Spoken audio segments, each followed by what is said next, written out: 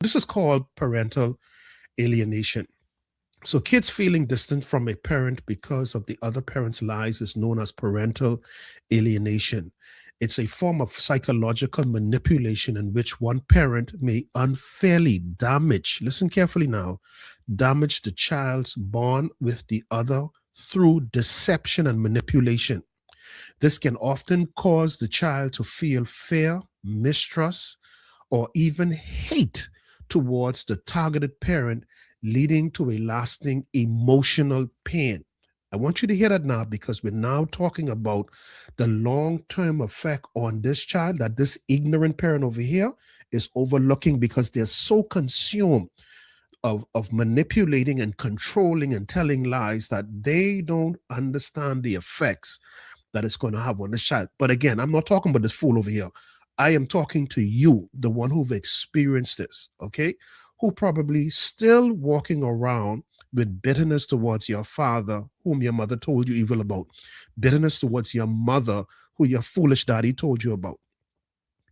And unlike the previous the example that I gave you, that girl, and I thought that was so unfair. That girl lived in a house where her siblings enjoyed the pleasure of their mother and her siblings' father, and she never knew who her father was. Only the lies that was told to that child. Only for those lies to be uncovered, where a distant family member gave the full story and she went and investigate. She had no knowledge of the other side of the family, meaning her daddy's side, had no knowledge of them, knew nothing of them. When those people finally met her, of course, the tears, the emotions, and the stories that they told her, how much the father loved her, how much he searched for, how much he wanted to be a part of her life. But this narrow-minded nutcase over here. But anyway, let me cool that. So here is what I want to say to you.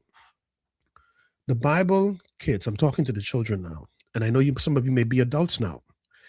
The Bible is very clear, okay, as it relates to how we ought to treat our parents, despite how they behave towards us, despite the abuse, despite the neglect, despite whatever.